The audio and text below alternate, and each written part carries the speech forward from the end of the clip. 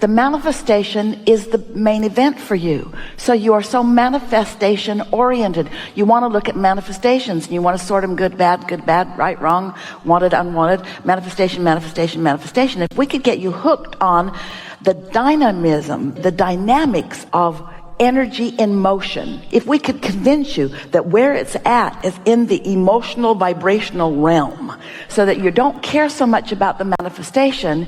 This is going to be a stretch for you, but this is what we mean. If we could get you hooked on planting seeds and less hooked on harvesting the crop. If you could mean it when you say, planting the seeds is so much fun, planting the seeds is so much fun, and it will turn out great, but that's not what I'm focusing on. I'm finding the new field, and I'm finding the new version of the seed, and I'm planting the seed, and everything else will take care of itself. If the manifestation could be just a little less importance, and the fun of the new thought, and the fun of the calibrating, and the fun of the new idea, and the fun of then watching the cooperative components showing themselves to you. When you get on these kind of rolls where you can just feel the unfolding happening, the unfolding, not the having already unfolded, the unfolding, the unfolding, the unfolding.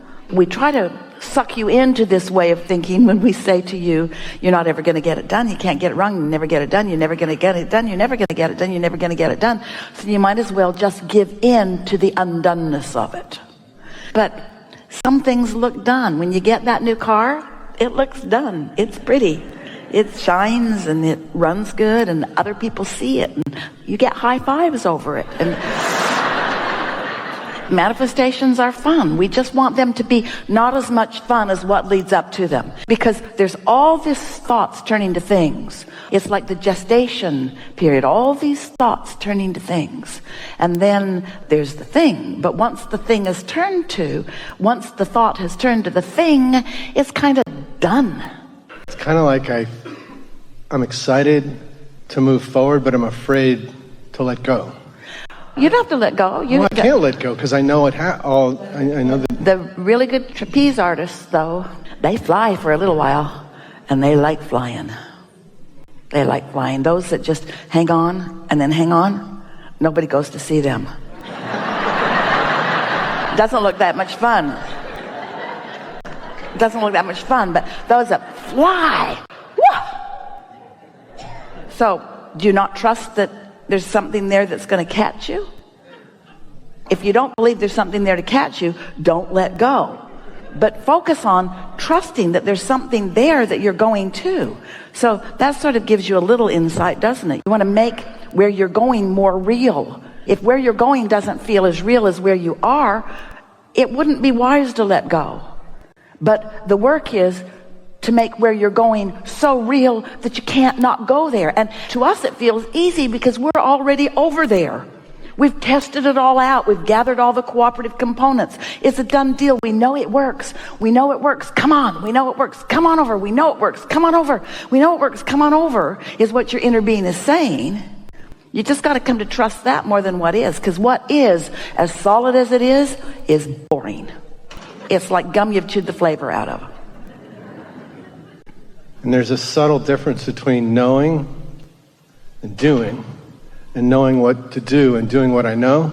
So I've done that. I've been like authentic to me and grew and like had all this great joy. Let's talk about this in real terms. The manifestation that is solid and is real that you're afraid to leave is one thing. You can tell us what it is if you want to. And what you're wanting to go to is something else. You want to talk about it? Yeah. Because the truth is, for me to even begin to, I guess, complain about the stuff in my life. I mean, I have love and money and happiness, and I help people grow. You don't and do have all to that explain stuff. to us that you want more. I'm not. But I do want more, and then I feel guilty that I want more because the people I'm helping. So you do feel like you have to explain to us why you want more. Yeah, I guess so. So when we say you don't have to explain to us why you want more, you don't have to explain to us because we are the more that you want. We're standing over here with all your stuff. Are you ever going to come and get it? Are you ever going to come and get it? The cooperative components have gathered it all up. It's here just for you. Have you ever given something to someone and they just give it back? I can't take this. Oh, please take it. You're asking for it. It's all lined up. You're all lined up. Oh, your inner being never suffers. We're just acting ridiculously like a human for a minute because we've enjoyed every bit of the unfolding of all of it. And the unfolding is still occurring. You ought to get in on the fun of what you've created. But I feel it's a little bit like Esther's house and the people that don't live in it. As I get more abundant, the people that I get less understanding and a little bit more pushback from just the people around me, and I don't want to change people, so I'm stuck. You know what helps? What helps is to not push back at them, but to understand them. Just understand where they're coming from. They're not poverty conscious, focused on purpose. They're not doing it deliberately. They don't mean to be jealous. They don't mean to try to rationale against you and for themselves. It comes back to what we were talking about earlier. It is the trying to harmonize and the not yet having tasted the deliciousness of the true harmony and calibration with the whole of who you are. It's one thing to harmonize with conditions and humans that you have some vibrational matches to, but it's a whole other thing to harmonize with the whole of who you are. It's the difference between exaltation and a good time. It's big. It's the difference between a firecracker and an atomic bomb. The relationship is so huge. And what it really comes down to, we've said it in lots of ways. Some of them don't sound that kind, but we always mean them to be kind. You just can't care what somebody else thinks because they don't have the capacity to see what you're seeing. One of the greatest ironies of the current state of the human condition is that almost everyone wants abundance and almost everyone condemns it when they see it. It's like almost all women want to be skinny and they almost all condemn it when they see it. Almost all women want really beautiful handbags, but they condemn them when they see them. You know what she paid for that? That's ridiculous. I could feed my family for a week on that.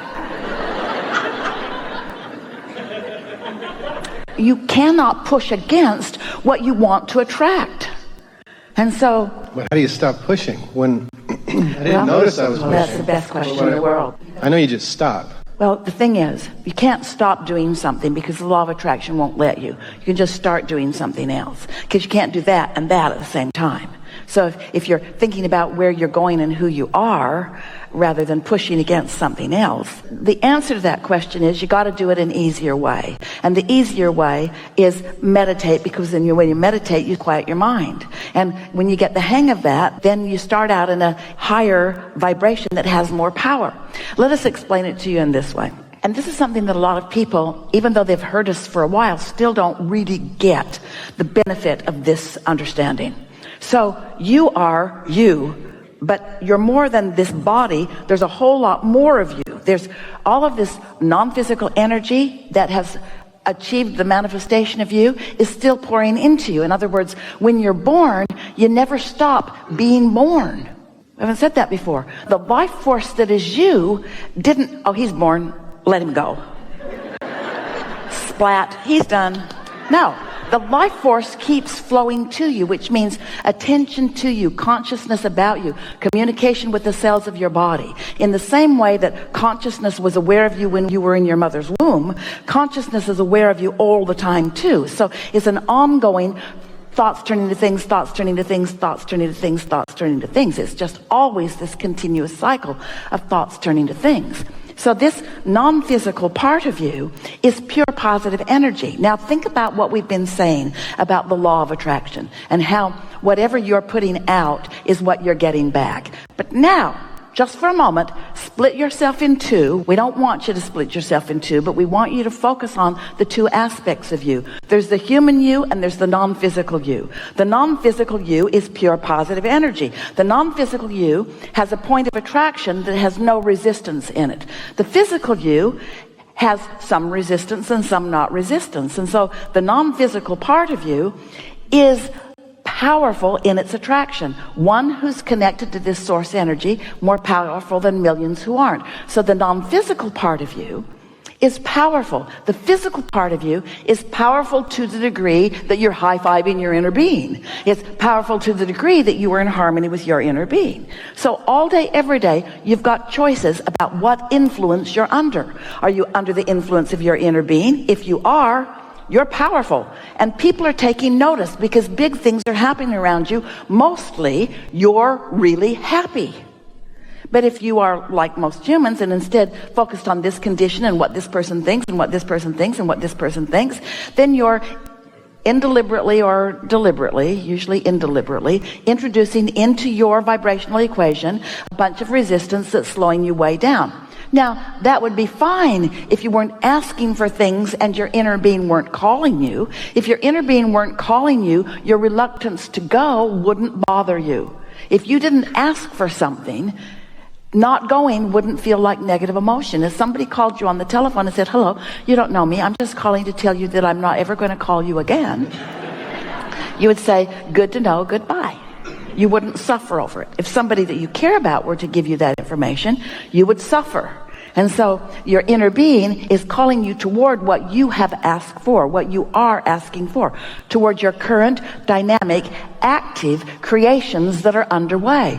You have so many active creations that are underway, and your inner being is calling you. So it really sort of comes down to, we're just going to be blunt about this. You got some choices to make. Are you going with who you really are, where all the power is? Or are you going to hold back so that you don't look bad to other creators who don't know what they're doing? Are you going to join the ranks of the disenfranchised and the gimpy and the resentful and the misunderstanding? Or are you going to harmonize with who you really are and all of your power, you see? And so this is something that may help you, because we want you to focus upon the awesome power of non-resistant thought. But instead of power, let's use the word the awesome bliss of non-resistant thought. That's where true satisfaction is, because people are less likely to condemn you for your bliss than they are for your power. In time, those that know you will understand you're not ever going to use your power against anyone, because you can't. In the moment you try to use this power that is source-based against someone, you step out of it. You cannot push against anyone and stay in your power. Your power is only your point of attraction. That's why you can never harm anybody with it. You can never not serve others well with it. You can only demonstrate how the universe works with it, you see. So the question that you asked earlier, you could frame in these new words. Do I really want to demonstrate my true power? Well, we think you might, because that's the only way anybody else is going to learn about theirs. You can't get power and give it to somebody else. There's a straight stream to each and every one. It doesn't come through somebody else. So what's the power of influence anyway? The power of influence is helping someone believe that good things can come to them. But the power of influence isn't it coming to you and then you handing it off to them. That disempowers them. You say, I do this for you because I see you cannot do it for yourself. You're smart enough not to say that out loud, but you might mean that. Esther offered something to someone, young man, the other day, beautiful kid, helping her do something. His truck broke down. And Esther's first thought was, well, I guess we need a new truck. Seemed logical to her. And he said, you just watch me. I can fix my truck. You just watch me. And Esther knew he was going to fix his truck. He understands his point of attraction and his capability. He doesn't need Esther fixing something for him. He doesn't want Esther to fix something for him. What's the fun in that? There's no fun in somebody fixing something for you unless you are disempowered. You don't want others to do it for you. You want to attract it, and they do too.